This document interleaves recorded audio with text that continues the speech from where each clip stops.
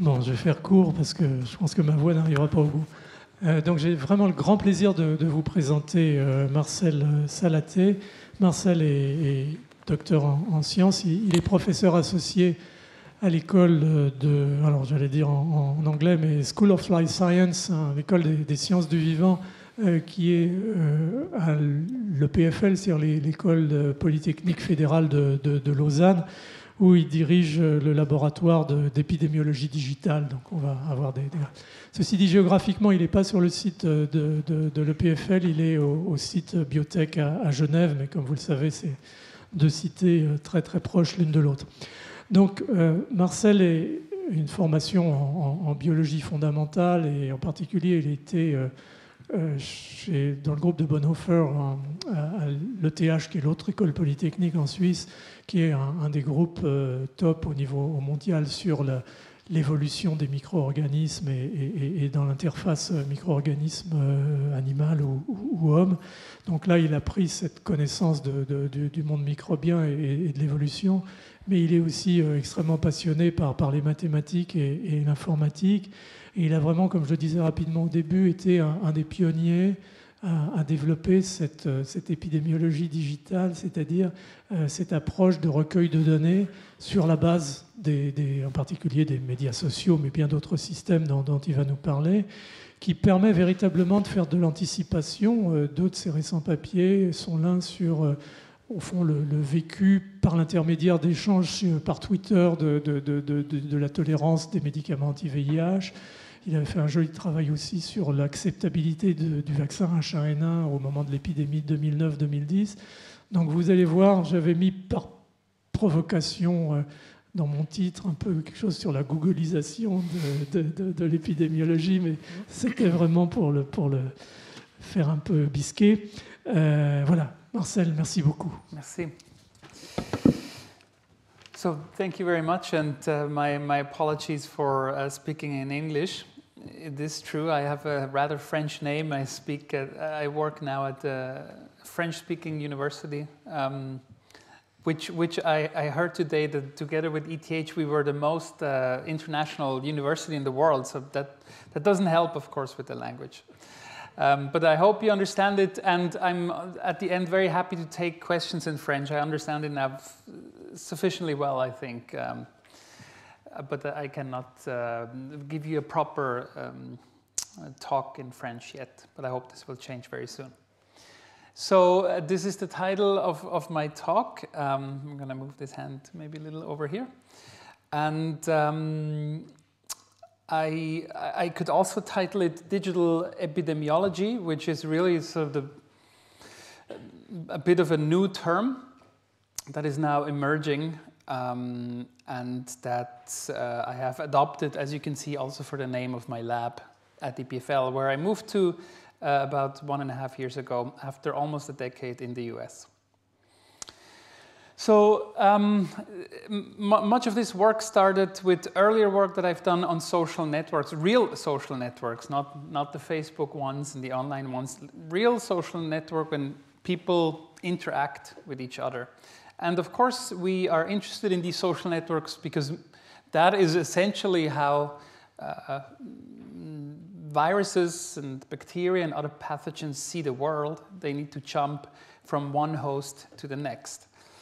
And the reason why these are interesting for an epidemiologist is because what happens to the person on the left is then going to be quite relevant to what happens to the person on the right, even though they may not even know each other, and in fact may live on, perhaps even different continents.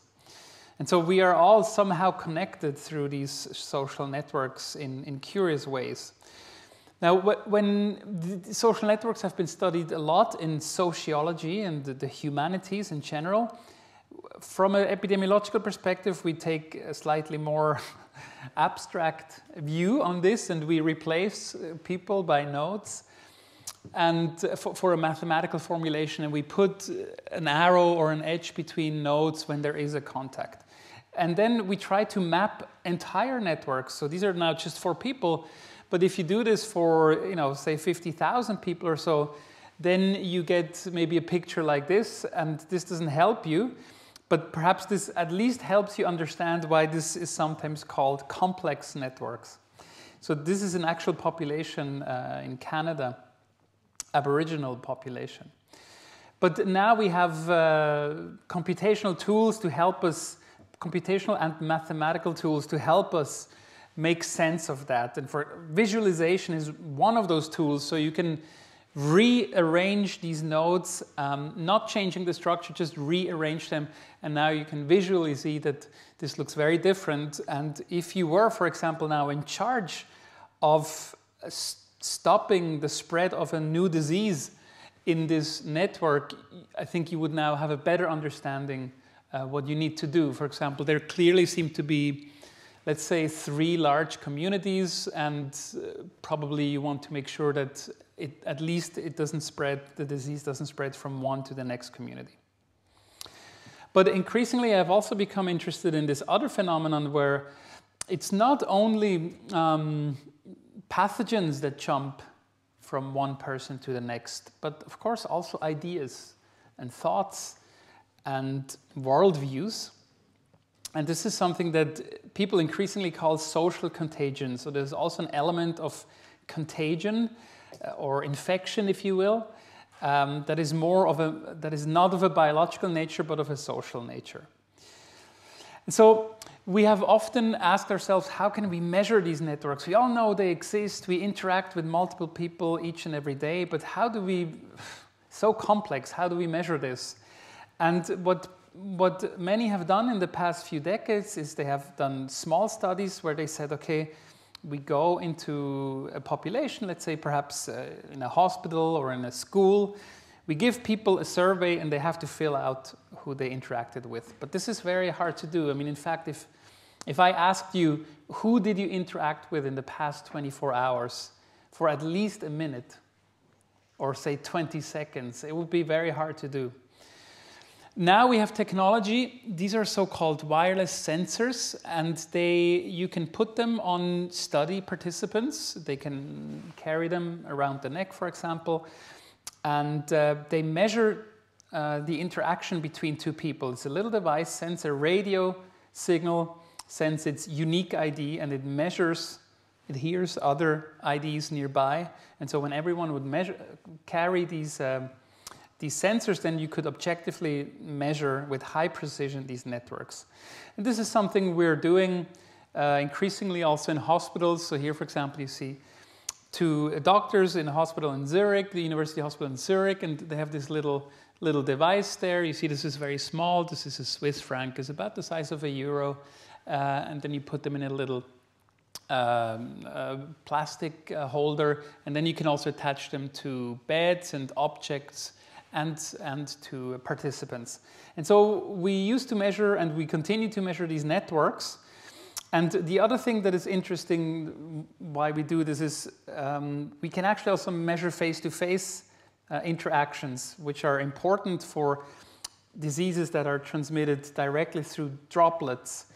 And that's just because of the well-known physical law that the strength of a radio signal decays over distance, and so because your body also absorbs much of the signal, you can actually even tell what was the exact orientation of people to one another. And then you can measure networks like this. This is for example a sort of a 1-hour average shot taken in a California high school that we measured. But in reality, these are very dynamic objects that, of course, move around and that change every 20 seconds or so. But you can now measure this at a very high resolution. Again, this is, of course, with voluntary participants. And then you can do a lot of analysis with this data. And I'm not going to go into the details. I just want to say this as an opening a section that this is what we used to do and we continue to do this, but it's based on these networks. You can now run simulations on these networks in the computer. You can measure what would happen if we infect this population, and you can run through millions of different possibilities and in a computer, of course, and that then gives you a good overview of what you can expect probabilistically. I'm going to skip through these things very quickly, but this is one of the first aspects of technology increasingly being relevant for these small-scale interactions. Now, the reason why I'm explaining all of this to you is because I want to come to another example, and that's related to vaccination. And here I'm very happy to pick up the thread from before. So you often hear about vaccination, and you often hear about that you have recommendations that are probably slightly different country by country, but overall they're actually quite general.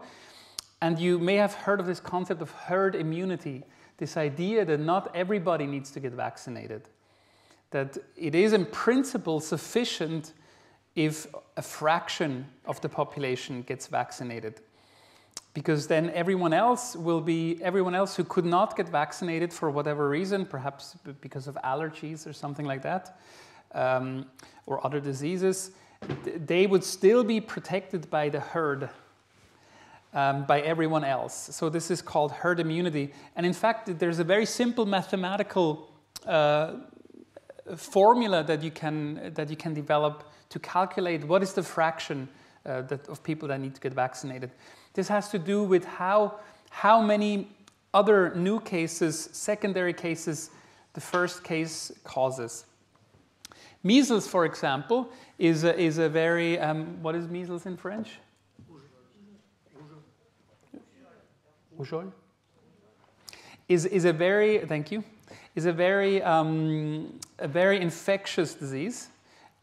One of the most infectious actually known to humanity, that is estimated to have an R0 of 10 to 20.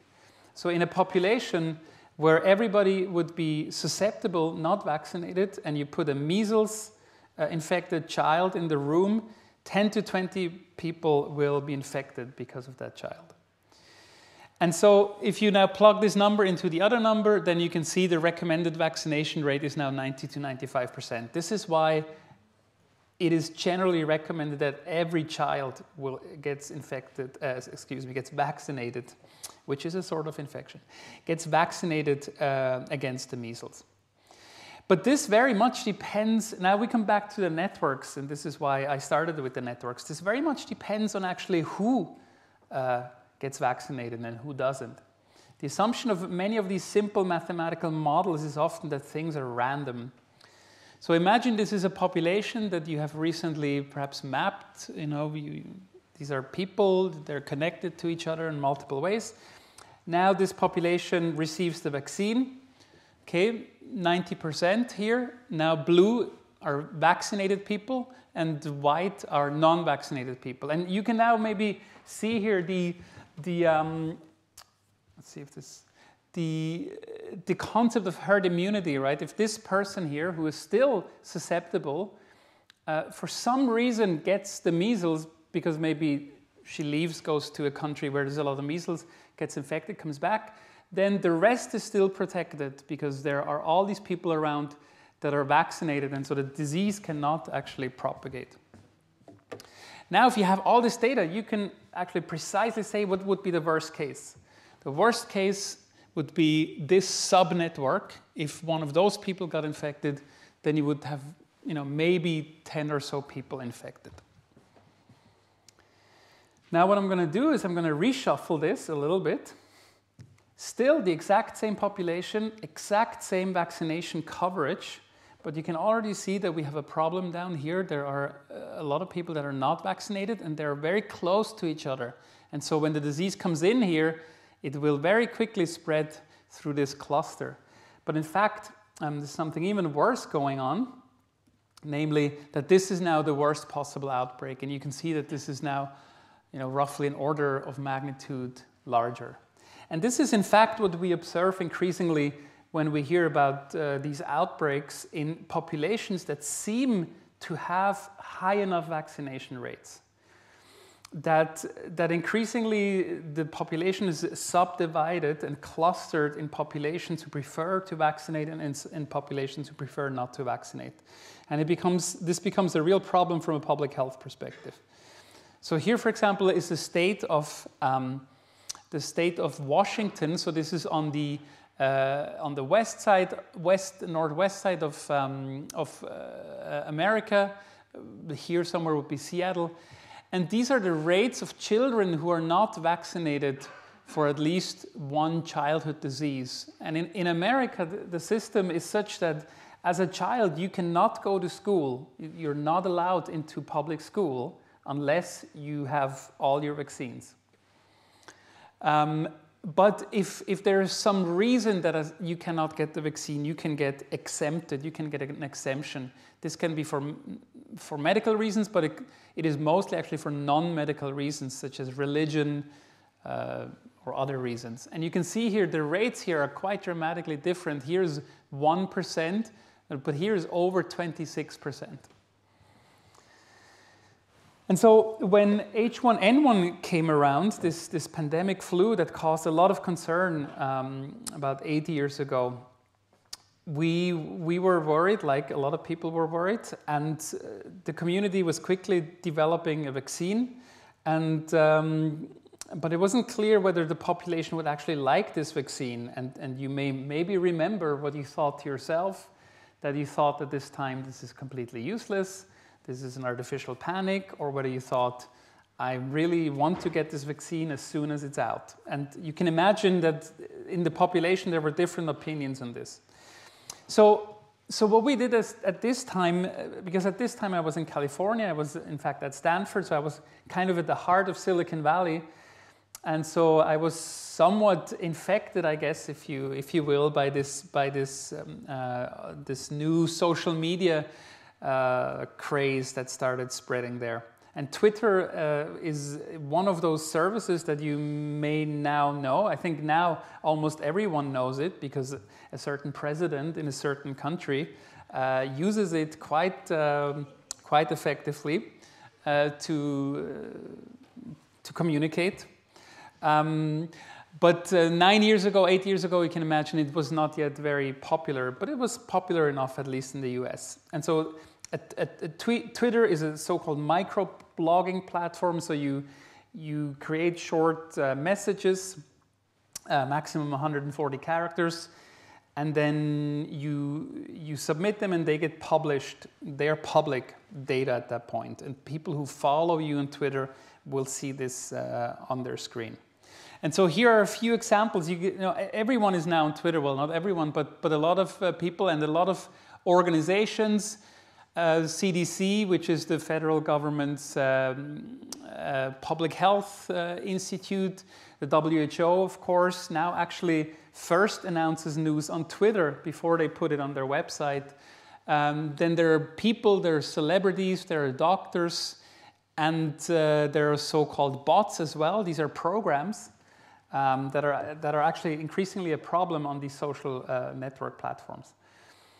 So what we did was we basically downloaded all the data from Twitter. Anyone who was saying something about this H1N1 vaccine, we downloaded those tweets.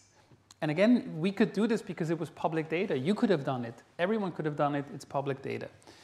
And so what we did, here's how this works. You get data from Twitter. This is a fairly technological process, but it's straightforward. And then you have to somehow make sense of these tweets, right? These are short text messages. And you get hundreds of thousands, or nowadays millions, or in fact billions, depending on what you study. And so you need to read them and you need to somehow assess them. And of course, nobody has time to do this. It would take years or decades to read all the tweets. And so there are one of the ways to do this is something that's called machine learning, and I will talk about this in a minute, which is a new, well, it's not a totally new technology, but it's now a very powerful technology that is really changing a lot of things. It's changing, I think, many parts of science. It's changing industries, and I will talk a bit about this. But basically, you teach a computer, so a machine learns how to do something. So if you feed such an algorithm with tweets that you have yourself or human helpers have assessed, then the machine can learn from that and can do the rest. This is a very powerful technology. And then you also have some geographical information where these tweets come from. And then you can create this sort of curve, which may look like an infection curve that Philippe just showed, but in fact it's a sentiment curve. And these are the number of tweets. And in blue, those were neutral tweets. These were positive tweets, and the red ones were negative tweets. And then you can map this. So here's the sentiment score that we measured per state or per region in the US. And then 1.5 years later, the public health officials released the vaccination coverage in these states. So you can see it ranged from about 12% to over 35%. And you can see here that it's not perfect, but it's quite a convincingly strong correlation between what we measured in real time and what then was later confirmed. So we measured the sentiment, obviously assuming that a bad sentiment would mean less people get vaccinated. And this is what you see. So the states that had more negative sentiments or less positive were actually really the ones with the lower vaccination uptake rates. So this was, and vice versa. This was the first, I think this was the first demonstration of digital epidemiology.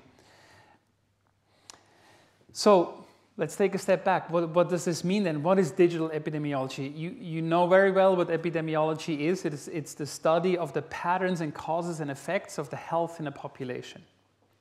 Now, digital epidemiology does the same thing and does not at all replace classical epidemiology. It's just an added layer that says we do the same thing, but we do it with data that we just didn't have before. It's data that typically does not come through the healthcare system.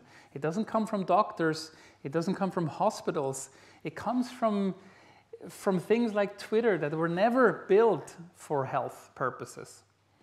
But it allows us to do this. Maybe we can use digital epidemiology if we can do things a little better, maybe based on when it happens. So maybe we can do it a little faster. I don't know if you can see this down here. Where maybe we can reach populations that were hard to reach. So if you think about traditional epidemiology, right, there's a person, that person is somehow sick, and then go see a professional, typically a doctor. And then the doctor makes a diagnosis, and this data, this information will then perhaps be passed on to public health authorities. For example, like the CDC in the US and others in different countries. And then academic players like us maybe get some of that data as well, and we can do epidemiology. And this is a system that has worked very well for a very long time. But we also have to recognize that we have some issues with that. The first issue is that, in fact, most of the data that you transmit to a doctor is a very small piece of data about yourself, because you're mostly, in fact, healthy. Occasionally, things don't work the way they should, and then you fall ill, and you have to seek medical help. But most of the time, you're actually healthy, and none of that data about you can you possibly transmit to a doctor.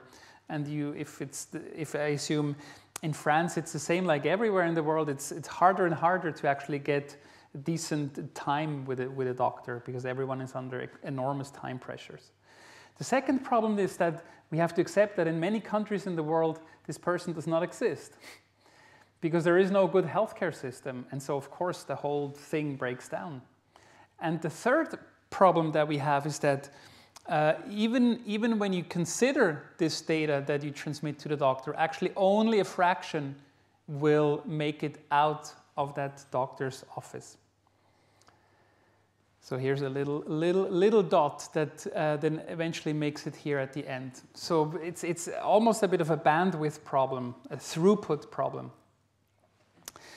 And now we live in a world like this. I used to say, 5 years ago, I used to say, now we're moving towards a world like this, but I'm not saying that anymore, because I think we have now fairly clearly moved into this world where most people, the vast majority, uses some kind of mobile device or online service, and is in social networks in one way or another and shares information in one way or another. And this is not only text, this all started with text and text messages, but it's now images, videos, sounds, location data, biological data, and so on. People are sharing information about their health. There are even scales that tweet your weight. And here, this is someone who tweeted about the HIV drug they have just taken. And so this is very interesting to us, and it's interesting for two different reasons. Epidemiology has traditionally focused on fairly well-defined populations, but you can now reduce this population and almost go down to one person, the epidemiology view, so to speak. And increasingly, people have this kind of information about themselves on their phones or somehow on the internet. So DNA data is now increasingly available because increasingly many people do DNA tests. Not only with the doctor, but you can in fact get this now from companies for something like 100 euros. You can have all kinds of biological data about yourself. Your location data, if you have a smartphone, this location data is tracked. Your activity data, maybe you have a Fitbit, maybe you have an Apple Watch, maybe you have something that measures your activity. Lab tests, perhaps, that you went to. What I ate, this is still a bit difficult, but I assume you also have these cards from the various stores that give you special points or reductions in price. How I slept would be very easy to discover from mobile phone usage and computer usage. How I feel, this is perhaps the easiest. If you had access to my emails or to my Facebook or to my text messages, it would be very easy to deduce how I feel at the moment. My health history in Geneva, we have Mon Dossier Médical. This is when I go to the doctor and everything is immediately digitized. So you can see all this data increasingly exists about everyone, and it's typically either on the phone or perhaps it, of course, lives somewhere in a database, somewhere in the internet. And the question is, a lot of people are now excited that this data can be collected and can be shared with some service, some digital health service that can then have this data from millions of people and can make extremely good predictions about your health. And this is something that, of course, a lot of people don't find easily acceptable. That's understandable, but it is something that is currently happening. And I can highly recommend this book, which is called The Patient Will See You Now. So it's a reversal of you going to the doctor and then, this assistant coming out and saying the doctor will see you now. I wouldn't want to call it a power shift, but it's a change in information, you could almost say. Now, you can then also go to the other scale, which I find very exciting as an epidemiologist, and we can do truly global health. And what do I mean by this? I mean by this that by 2021, so in 4 years, we expect 6.2 billion smartphones in the world. And so that's 6.2 billion people who collect this kind of data.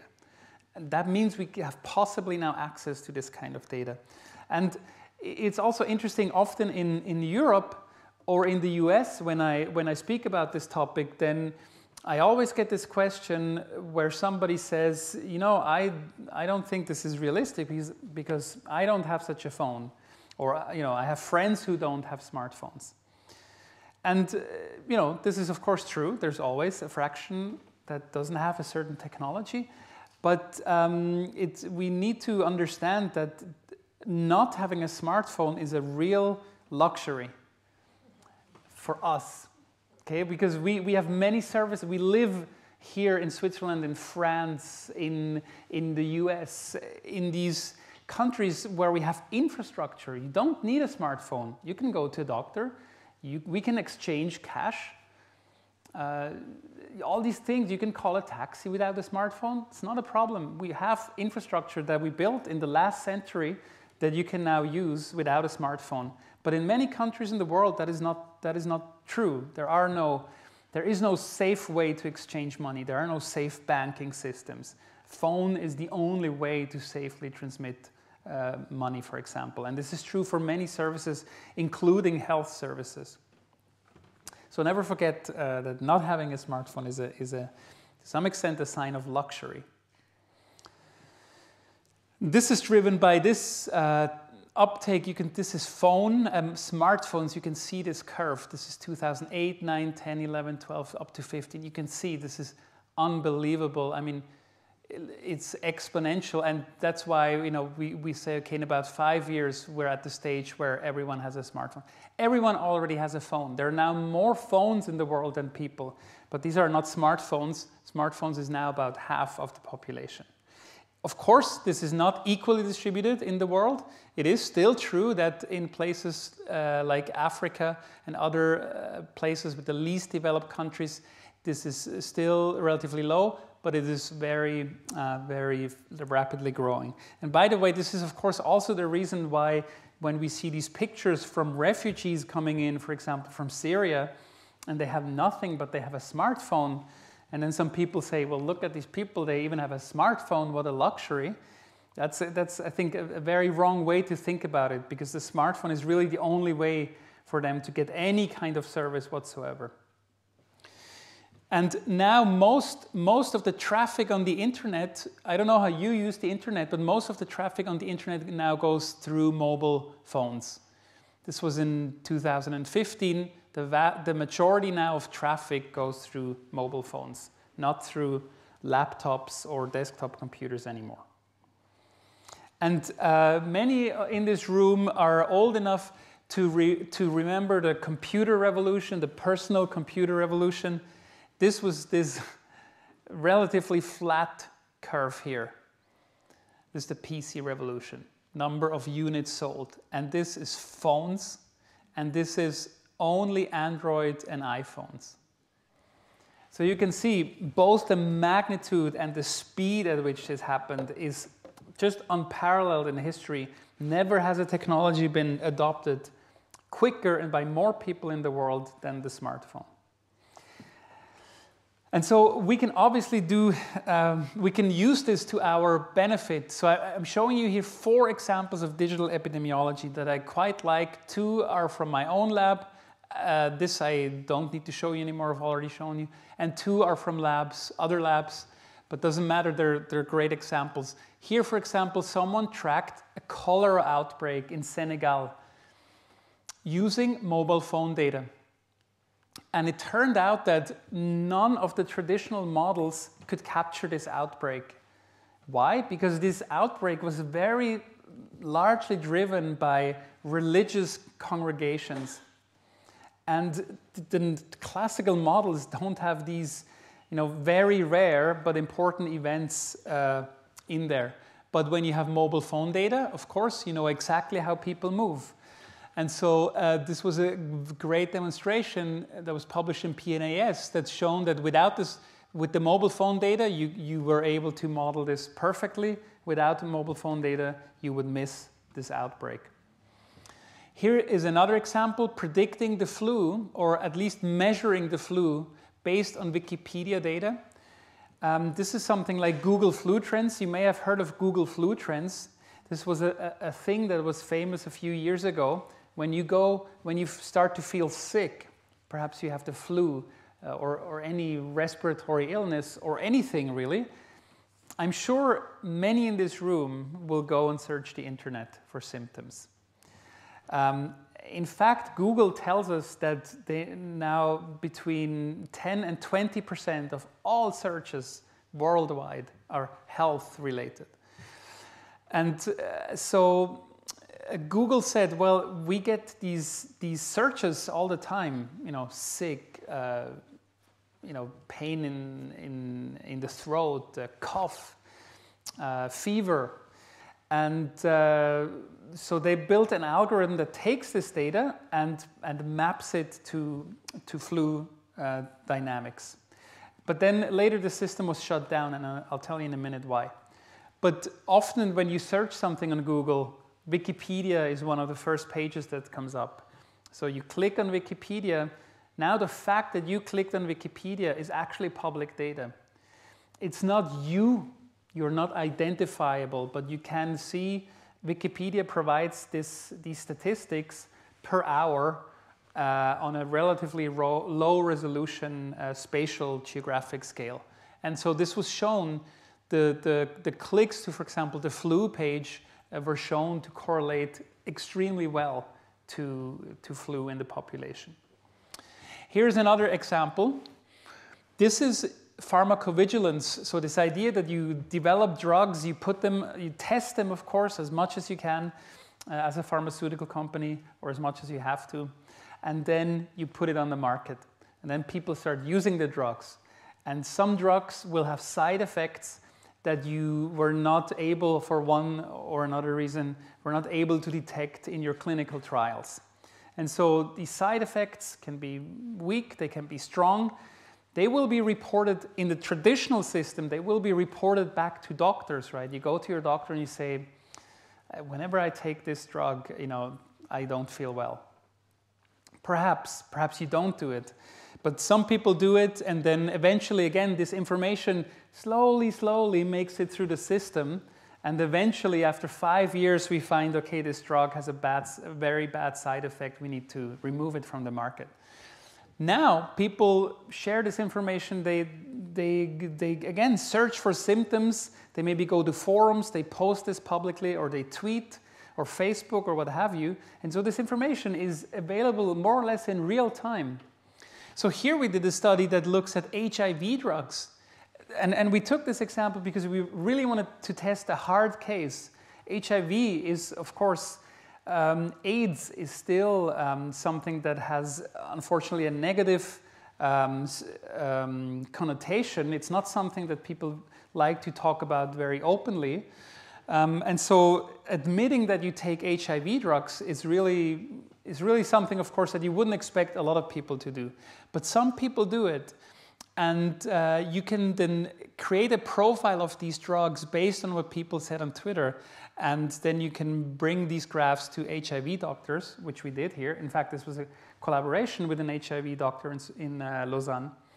And these were very well-known patterns that were known from their daily visits of these drugs. And you can measure this in real time on Twitter. This is a map of the United States that actually was purely generated with tweets. So it's a black canvas, and whenever there's a tweet with a geographic location, we put a little dot there, a white dot, and you see the map emerges. We did this the first time a couple of years ago. Now this information exists for everywhere. I usually take this. This is Lac Léman, so this is Geneva, here Lausanne, Evian. Here is Geneva, this is the airport, this is the city center, and you can see people are tweeting. Every time somebody tweets, you see a dot on this map. It's public data. And so you can imagine, I mean, to some extent you can say, okay, now what? What are you going to do with this? But imagine, each of these dots is a person with a phone, so it's like a sensor that can, in principle, measure something. And so we ask ourselves, can we use this? I mean, we have 6 billion sensors, if you will, and can we use this for something useful from a public health perspective? So I'm now going to show you an example from something that actually has nothing to do with humans, but with crops. Plant diseases. We thought, okay, could we maybe use the fact that everyone now has a smartphone, and we could build maybe a tool that can just take an image from a diseased plant. It could of course be your tomato plant at home that just doesn't want to grow again this year, but it could also be more serious. You're perhaps a poor farmer somewhere in Africa, you don't have a lot of information, a lot of expertise around, but you do have a smartphone. Can you take a picture and we can immediately, automatically build a system that tells you what this is? So we created this database that's called Plant Village, where we collected 54,000 images of diseased and healthy plants, and then we trained a machine learning algorithm. So I'm coming back to this idea of a machine that's learning. Now it's not on text, now it's on images. And it's called deep learning, and I can tell you in a second why. And we could show that we can now do this, at least on this data set, with an accuracy of over 99%. So what is this deep learning? This is very interesting. And perhaps you actually have heard about this from one of the pioneers of deep learning, who's French and who spent a year here last year at the Collège de France, Yann Lequin, who works for Facebook.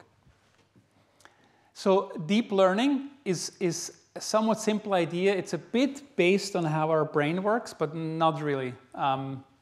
But these are supposed to be neurons like in the brain, but they're really just mathematical objects. So here you have some data coming in, and these are just numbers. And then these numbers are transformed mathematically through operations, and then at the end there's an output layer, and that just tells you, for example, you have a list of diseases and it tells you this is the most likely disease. And you can now train these networks, and this is really, I think, a fundamental breakthrough in all of engineering. You can now train these networks, you feed them data, they do something randomly, and they make a prediction about what it is. And if it's a good prediction, you keep it. If it's a bad prediction, you tweak the values a little bit. It's a bit like education, no? You learn something. If the student does it well, you say, excellent, let's move on. If it doesn't well, you try to correct it a little bit. Maybe this works. And then you do this, and we can now do this millions of times on networks that have millions of these mathematical operations based on millions of images.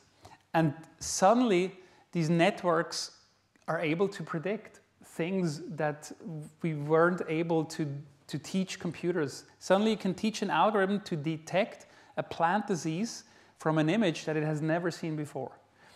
And we don't know why it works, but we just know it works when we let these networks learn with this kind of data. And so the more data that we feed it, the better. And it's very expensive computationally to do this. It can take hours or days. But once you have it, it runs very quickly, so you can put it on a phone. It doesn't even need internet at this point. And so this is a breakthrough in computer science. I mean, it didn't happen from yesterday to today, but it happened in a very short time, in the past 4 years, in fact, past 4 to 5 years. You look at this image, and your brain immediately says cat, immediately. But of course, the poor computer, it only sees these numbers. Okay, there's some pixels, they have values. That's all it sees. And it has so far eluded computer scientists to do this very quickly, to say this is a cat. But you can build an algorithm that can do this. And back in the day, you would build an algorithm, you would maybe have the algorithm say, this is, if it has this shape, maybe that's probably an ear, and then if it has these eyes shape and so on, it's probably a cat. So you build an algorithm that does this, and it can now recognize cats well. And then your colleague comes along and says, can you please do this with dogs as well? Now this is very complicated in the traditional way, because not only do you now need to detect cats, but you also need to detect dogs. And you need to make the difference between a dog and a cat, which for you is very easy, but for the computer has always been very hard, because they both have eyes here. They both have a kind of a nose here. For a computer, they look quite similar. But even if you would manage to do this, then someone would come and say, can you do birds? And so on. You get the idea.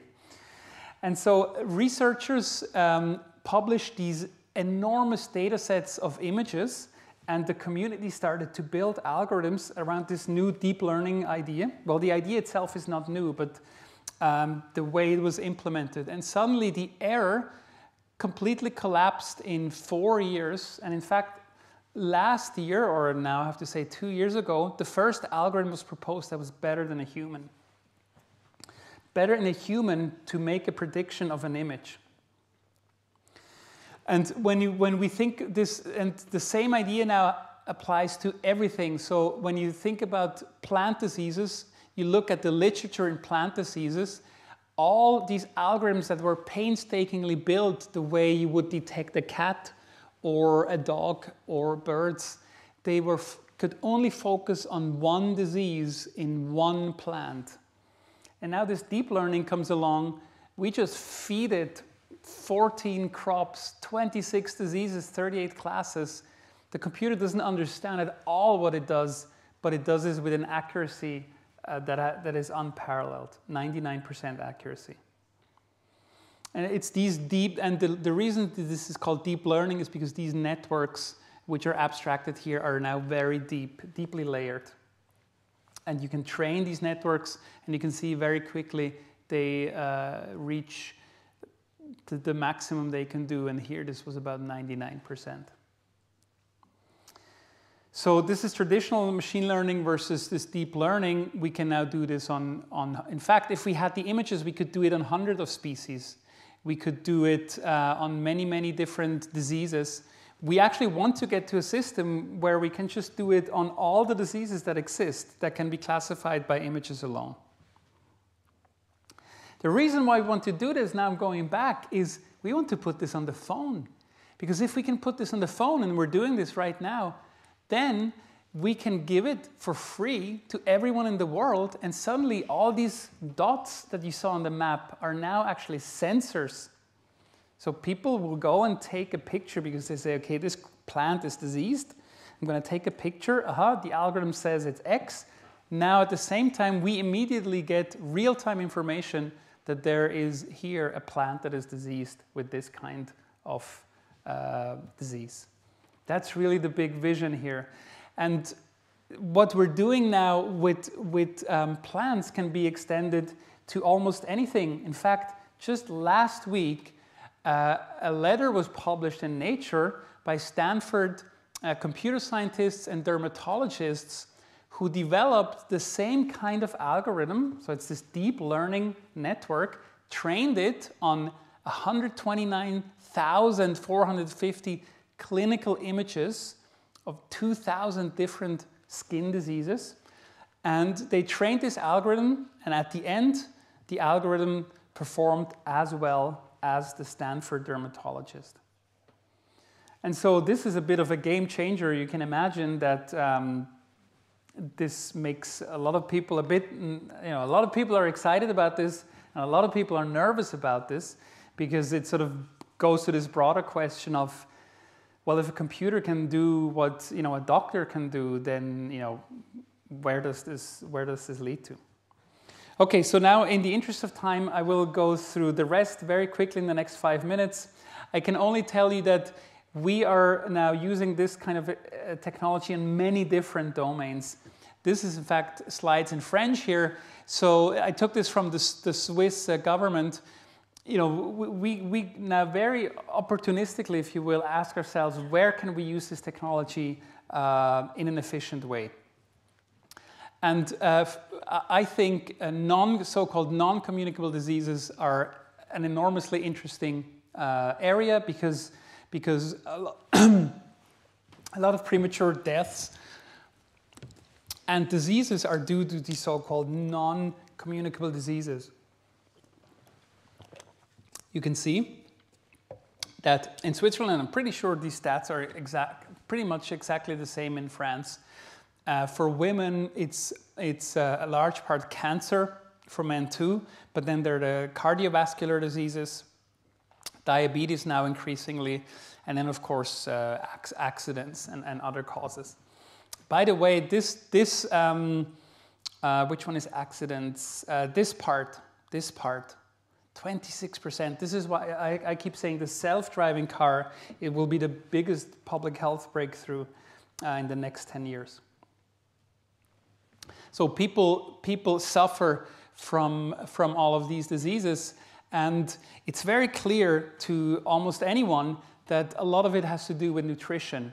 And the reason is that we spent the past, let's say, 100 years or so, much actually of science was dedicated to ensuring that this person is not very frequent in the world. Okay, undernourished people, because that's very bad. Now, increasingly, we are working that this person is not too frequent in the world. Because this person may be healthy, but being obese, severely obese, is very clearly correlated with very negative health effects that then in turn are hugely expensive because they're permanent health effects.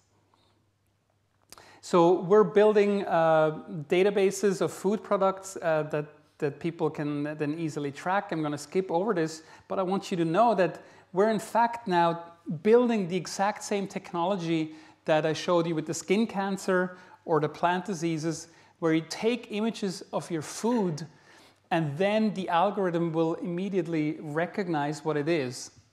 We're already at this stage. This is already easy to do. You take an image of, I don't know, some filet and some pommes frites. You take the image, the algorithms now can very easily, immediately tell you this is filet and pommes frites. Of course, you knew this in this case, but we can now very well, not very well, but we can sufficiently well estimate what that means, what's the volume of that, how many calories are roughly in here, how many carbohydrates, how many fats, and how many proteins. And we're now rolling this out to cohorts in Lausanne that have kidney diseases. That are, for them, it's very important to be able to track what they eat. And I go back to this observation that we used to do this in the 20th century with pen and paper. And now everybody has a smartphone and you can just take a picture of what you just ate or what you're about to eat. And you can track this relatively well, again, using the same technology. And again, you can then give this technology through the apps to potentially millions of people. And we are quite sure we can collect data on eating behaviors that are absolutely impossible to get on a population level in any other way. I think I'm about to end here. I want to add one last slide here. This technology, I think, is quite powerful. It is, in fact, extraordinarily powerful. And but that doesn't mean it's not magic in any way, and it needs continuous checking. This Google Flu Trends that I told you about. It was announced it was launched in 2008, and this is what the blue line is what Google Flu Trends, this algorithm, predicted, and red is what the CDC measured. Okay, so this is what we consider the reality. And blue is what the algorithm said it would be. And so you can see here in the beginning this worked quite well and everyone was very impressed. And then suddenly it stopped working. And the reason why it stopped working is because, well, nobody actually really knows, but it's quite obvious that the reason it stopped working is the Google search algorithm itself is constantly changing. But this algorithm was not changing. So Google adapted the Google Flu Trends algorithm and again matched very well. Actually matched quite well for quite some time until about 4 years ago it predicted a huge spike, and some cities in the US even sort of started to build extreme emergency plans, even though the CDC didn't see this on the ground. Mayor Bloomberg almost shut down the city in 2013, but the CDC never saw a signal. And so eventually this became so embarrassing to Google that they shut it down. Because ultimately there's no upside for Google, but a lot of possible negative press. So the reason why I'm showing this slide is because just because we have an algorithm that works today doesn't mean it works tomorrow. And the other thing that I would say here is that, I mean, I may point out the error here, but in fact, for many countries, Google Flu Trends was the best flu system because there was no flu system that in place otherwise. And for those countries, the flu system stopped because of a decision that was made in Mountain View, California. And so that's, you know, something we should be very mindful of. I think we should really embrace this technology and use it to the best we can, but we should never get into a situation where suddenly these important public health services are completely outsourced to companies that can then potentially just shut it down whenever they want. So that's, I think, something important. And with that, I thank you very much.